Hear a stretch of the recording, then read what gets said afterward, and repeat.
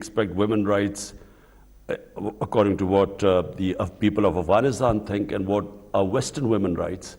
There's a big gulf between the two, and that's not going to happen. Western-style women's rights, if that is an expectation in Afghanistan, will not happen. But they've agreed that girls should be allowed to study. So that's there's no, at least that one point they have. When they came here, they agreed. Right. They said, we are just taking our time, we are seeing the right conditions, but they've agreed to that. Right. So, as far as the security concerns I'd like to know a bit more about the security concerns you have coming from Afghanistan. More precisely, you know that the Tehrik-e-Taliban Pakistan has bases in eastern Afghanistan, especially Loya Paktia. There are also the possibility that some Baloch insurgent groups could be also active from Afghanistan. They've carried out a couple of attacks against Pakistan recently. Are these some of your most pressing concerns that you have at the moment? Two concerns. Number one are the refugees. Pakistan already has over 3 million Afghan refugees. And the worry is, if things deteriorate in Afghanistan, if this humanitarian crisis gets worse, then there will be a bigger flow of refugees into the country. Already, we have almost, since the fall of Kabul, we have almost 240,000 Afghans who've come into Pakistan. So number one, the country just cannot take more refugees. We don't have the resources. And secondly, before the fall of Kabul, 3 groups operated from Afghanistan. Number one was the TTP, Pakistan Taliban. Number 2 was Baloch terrorists. And number 3 was ISIL. So our belief is that the more stable the Afghan government gets, the less chance of these groups to operate from there. Right. So therefore we have reasons, but probably Pakistan has the strongest reason for stability in Afghanistan for these reasons, refugees and terrorism. Right. So it means that when the Afghan Taliban are saying that they will not allow their country to be used by terrorist organizations against any other country, do you trust them when they say that? Yes, I trust them. Right. I think anyone who has who dealt with the Afghan Taliban, and I'm talking even of in 2000, one thing you can say is that they used to stick to their word. I mean, when when our truckers or people used to go, after the Taliban took over, when they used to go to Afghanistan, previously, after every 50 miles, there was a warlord who used to take money. When Taliban came into power, basically there was complete security everywhere. And when they guarantee security, you got it. So we believe that they will, because it's in their interest. What Taliban or government would want most of all is to look after their people, and they can only look after them if there's security and trade. Right. So I think, yes, as I said, not only our government, all the neighbors believe that stability in Afghanistan is extremely important.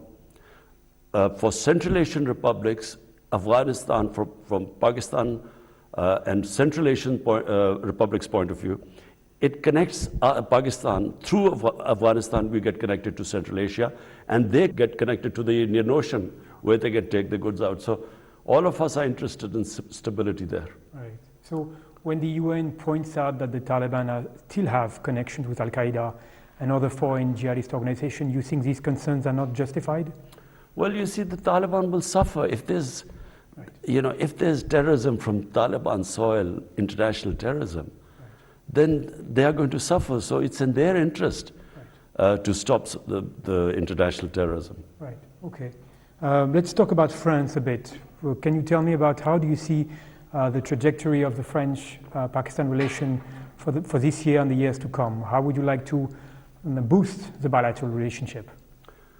I think France is a very important country for Pakistan. Firstly, Pakistan has half its exports, almost half, are into the European Union. France is one of the most important countries and a trading partner. So my Pakistan's main interest is to fix our economy, make our country stand on its feet, care about the 220 million Pakistanis. So therefore, my main interest is the economy. And because of that, France is extremely important for us. What are your requirements? What are your plan or ideas to strengthen this bilateral relationship? Do you have any particular ideas in mind that you would like to implement? Well, I mean, because of COVID, there was hardly any international travel or communication. You had virtual meetings everywhere. So, but ideally, I would like to meet President Macron and discuss our bilateral ties. Yes. Right. Have you been able to plan a phone call with him so far? Yes, I've spoken to President Macron twice. Okay. So when do you think Pakistan will appoint an ambassador in Paris? I think we are in the process of doing so. Right. Okay. Of course, I would like to talk to you about the bilateral relation between India and Pakistan, which you've mentioned at the beginning of this interview, these big two nuclear powers of South Asia. Would you say so? The abrogation of the autonomy of Jammu and Kashmir was completely unexpected for everyone. Would you say that Pakistan's security concerns vis-à-vis India has increased since then? Yes. It was the 5th August 2019 decision of India to change unilaterally the status of Kashmir. That was the beginning when our relationship just there is no relationship since then, because this is going against the United Nations Security Council resolution. And not just that, it is the way the RSS-led BJP government in India, the way it has conducted its policy towards Pakistan and specifically towards Kashmir. It is, I'm afraid right now, there's a lot of anxiety in our part of the world that we are not dealing with a rational government. We're dealing with a government which ideology is based on hate towards Muslims, towards minorities, specifically towards Pakistan. And it's not a rational government where we can talk to them. Right. So do you have still this concern that India has not accepted the creation of Pakistan? No, I think it's, that they have to accept. The issue is simply that they are, to resolve our difference, the main difference is Kashmir. That's the main difference. And that's why when I came into power, my first step was to extend a hand of friendship to Narendra Modi.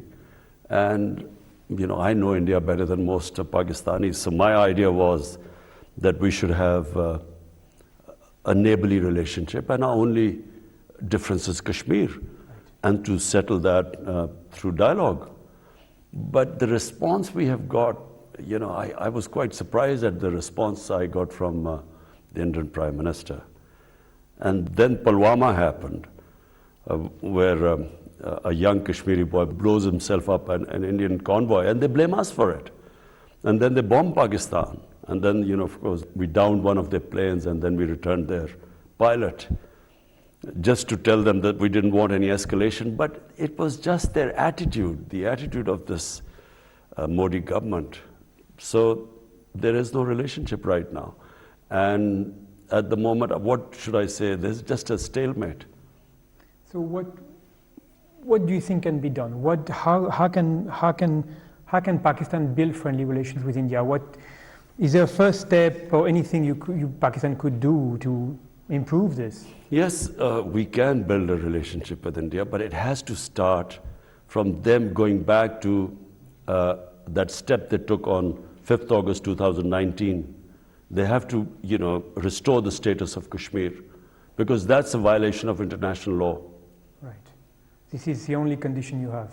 Yes, go back to 5th August 2019, and yes, we can talk after that. Otherwise, there will be no negotiation, no behind the door kind of secret negotiation to try to do something. It is the biggest betrayal. To negotiate would be betrayal of people of Kashmir who've suffered so much.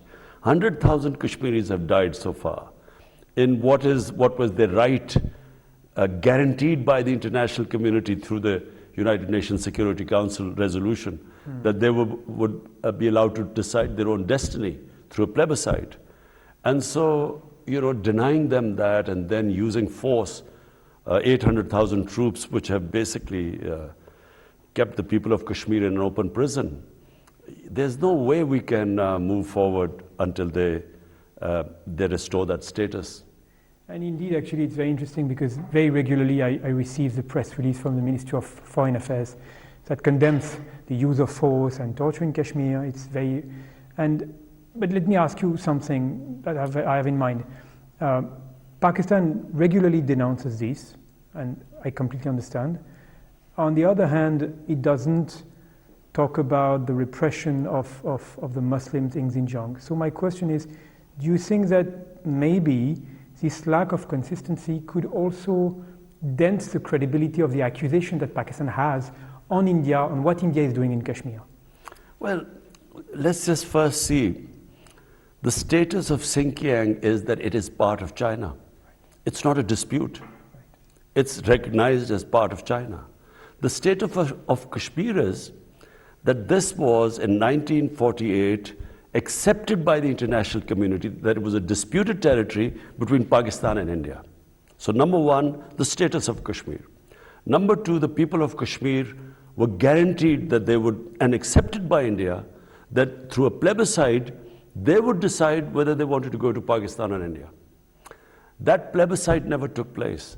Kashmir had a special status in the Indian constitution. Unilaterally, 2019, India removed that status. So firstly, it is a completely different, it's between Pakistan and India, it's a disputed land. Right. That's why Pakistan speaks about people of Kashmir, because 1/3 of Kashmir is in Pakistan.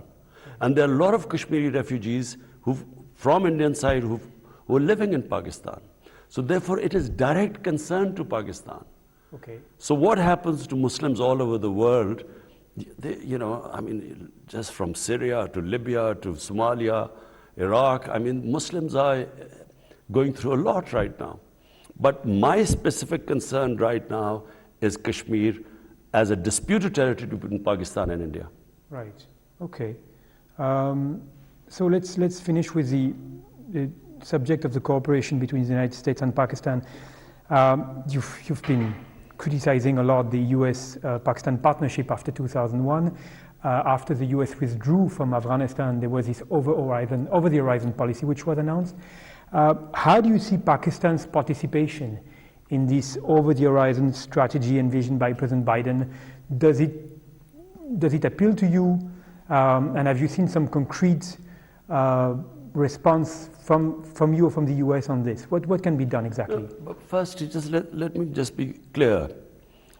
Pakistan has very good relationship with the US. We've always had good relationship with the US. There were aspects of the relationship which I have always criticized. And the main aspect which I criticized was this war on terror and in Afghanistan. I never thought there would be a military solution in Afghanistan. For a start, there was no clear idea what they had come to do in Afghanistan. Was it nation building? Was it women's rights? Was it human rights? What were they doing there, or bringing in democracy? So because there were never clear aims, no one knew what they were doing in Afghanistan. I don't think the Americans knew what they were doing there. So what was victory in Afghanistan? No one knew that. So I criticized the Afghanistan adventure throughout, saying there was no military solution, whatever they're trying to achieve. Secondly, Pakistan's participation in the US war on terror. I did not want Pakistan to participate in it, only for one reason. In the 80s, Pakistan had helped the US and fight the Soviets in Afghanistan, arming the Mujahideen and calling jihad the jihadis were heroes because they were fighting foreign occupation against the Soviets. We trained them along with CIA. 10 years later, 89, the Soviets leave, and then come 2001, the US arrives in Afghanistan. Now we are trying to tell the same people who had been trained to fight foreign occupation, now we are telling them that fighting the US occupation is terrorism. So they turned against us. Okay. My point was we should have stayed neutral. So the Pakistani Taliban turned against us because all the operations against the Soviets took place from the tribal areas, adjoining districts to Afghanistan. They became Pakistan Taliban who turned against us. And secondly, the old Mujahideen groups, they turned against us, like Al-Qaeda. So Pakistan lost 80,000 people. I mean, which ally of the US lost so many people? And yet Pakistan got blamed for the failure in Afghanistan. So I disagreed with that. But apart from that, right now we have shared aim with the US. We want no terrorism from Afghanistan. We are against international terrorism. So is the US. So we have a shared interest. And I hope that US also realizes that they originally came to Afghanistan to fight international terrorism, Al-Qaeda. And now if it goes into chaos, you could end up the same position again. So therefore, we have a shared interest for stability in Afghanistan. Okay, so does that mean that Pakistan will participate in this over-the-horizon policy strategy? It can only happen with the permission of the Taliban government. And if they allow it, then it can happen. But otherwise, last thing we want is another conflict with this now Afghan government. After having lost 80,000 people now, Pakistan cannot afford another conflict. So we will be partners in peace with the US, but not in conflict. Okay. Let me ask you a bit of a personal question, but when I was living in Pakistan at the end of the 2009, 2013, Secretary of State Hillary Clinton came to Pakistan for a visit, and she was asked by a student in Lahore that, you Americans, you abandoned us after 89. What are the guarantees that we have that you will not abandon us again? Now, the United States have shifted their priorities away from this region. Do you feel that you've been betrayed again? Frankly, I don't blame the United States. I blame our own leadership. The job of the leadership of this country is to protect the interest of its own people. It's not the job of the United States to protect the interest of Pakistani people. Right. So why did Pakistan allow itself to be used? Clearly, we became part of the US war against the Soviets through Afghanistan, in 80s. But once that was over, a year later, sanctions were slapped on Pakistan. So Pakistan should have learned then.